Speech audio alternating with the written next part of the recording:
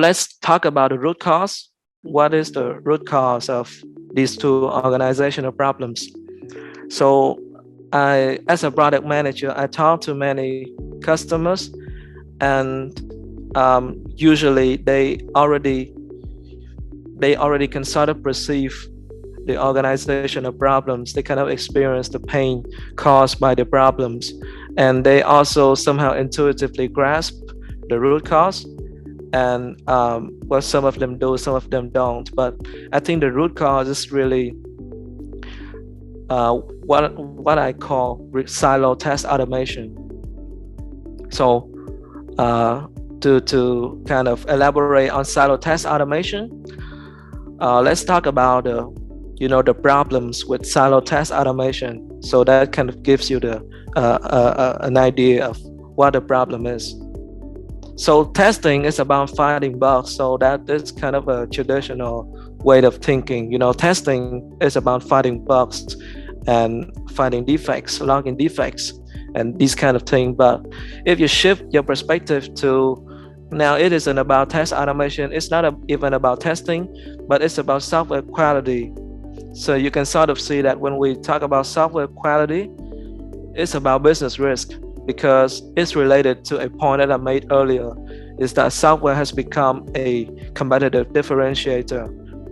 So software quality is something very important to the performance of the entire organization. So the second problem here is that, well, if you talk about testing, then testers know how to do testing, right?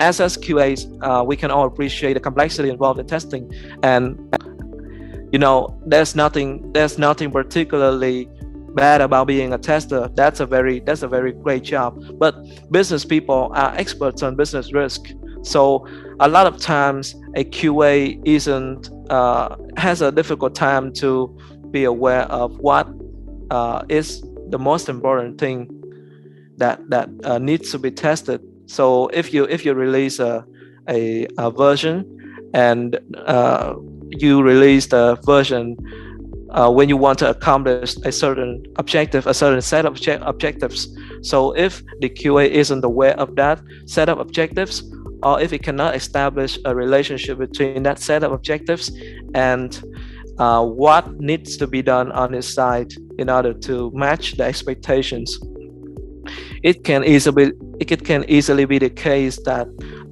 even though the software passed the QA checks, it doesn't really address the business risk.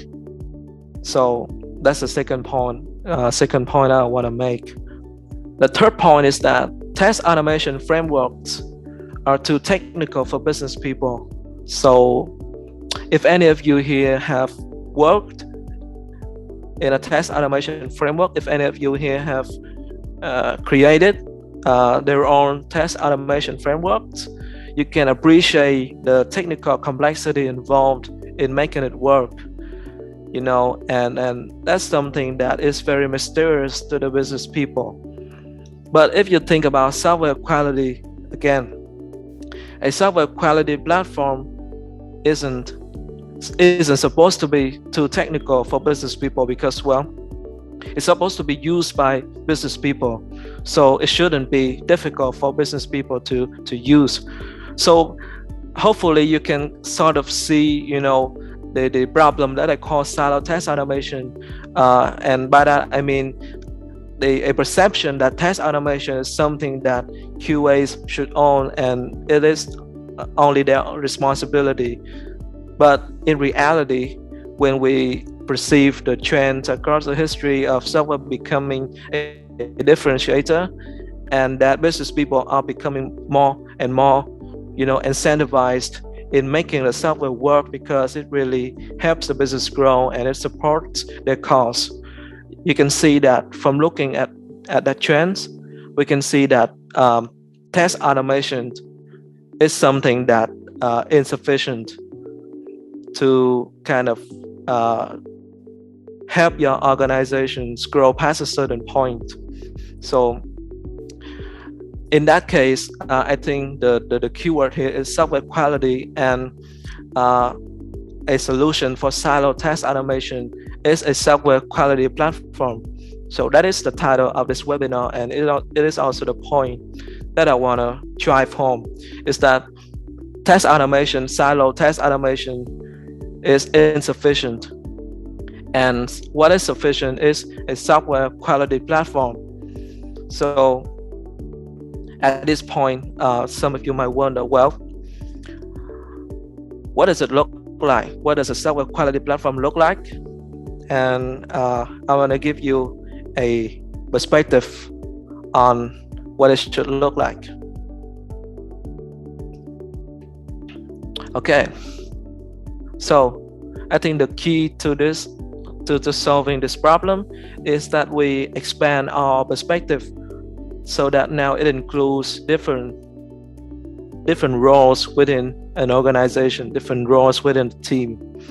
So if you just think about, if you are a QA, then you have a different set of needs. If you are business people, you have a certain set of needs. And if you are a developer, you have different needs. So these are the needs that I think that each role in the team or in the organization has.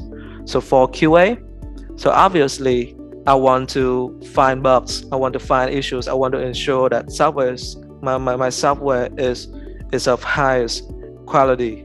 But I want to make my boss confident. Well, why? Because, well, if I do a good job, and if he is confident, if he or she is confident in the software releases, then it can improve my competence as a QA. So for QA, the test authoring component is the most important thing in a software quality platform. So besides the test authoring component, we also have the test orchestration component and the test environment component. So let's talk about test orchestration component first. So this is the component that can be used by business people, right? And the business people, they have like the need to be confident, like I said, and second of all, they want to be aware of problems as soon as possible. So these are two organizational problems.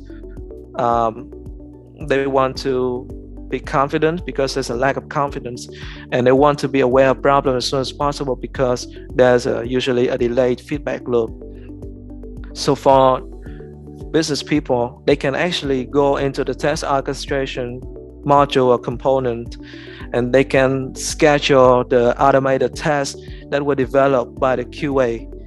And so there should be a link from the test authoring component to the test orchestration component.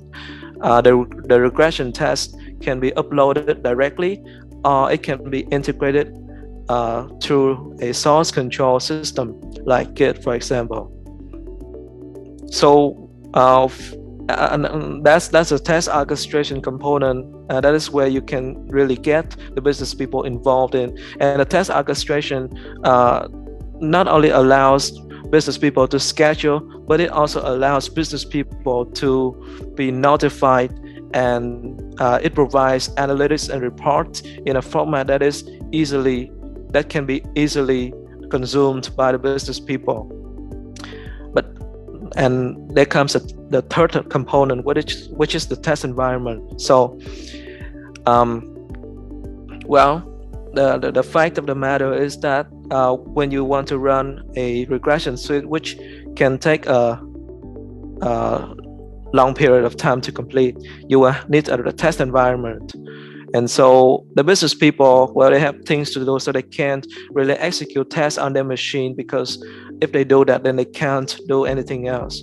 So they need a test environment, and you can sort of, buy a physical machine and just use that machine as a dedicated server on which you can run your regression test on. But that really begs the question, is that the best way of utilize the machine? So if you purchase a Windows machine and you just kind of leave it there and use it to run tests, is that the best way to use that Windows machine?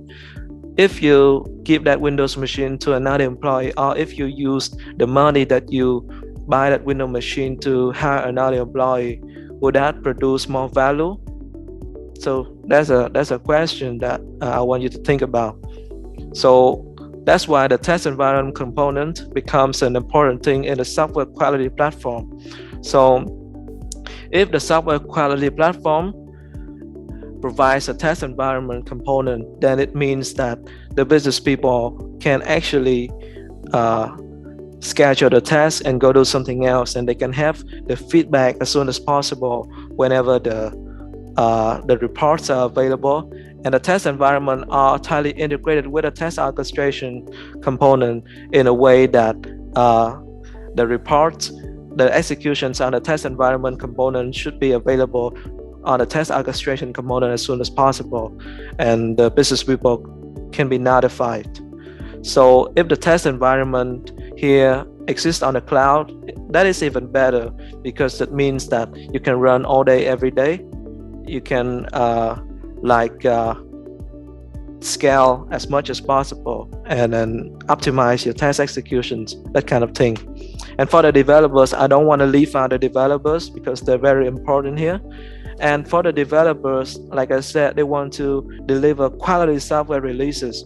So that means that for them, the feedback loop is very important, because, well, like I said, the problem that I mentioned earlier, a delayed feedback loop actually costs developers a lot. And you may not if you are a developer, you can appreciate it, but if you're not a developer, it is very difficult to imagine that when you spend 4 hours thinking about something very deeply, and then there's an interruption. Okay, there's a bug on a different issue that you need to fix. The efforts that are required to switch from doing what you're doing to another thing, that is very cognitively demanding, and it increases a lot of risk as well as time. So for the developers, right, they want to have the fastest feedback as possible.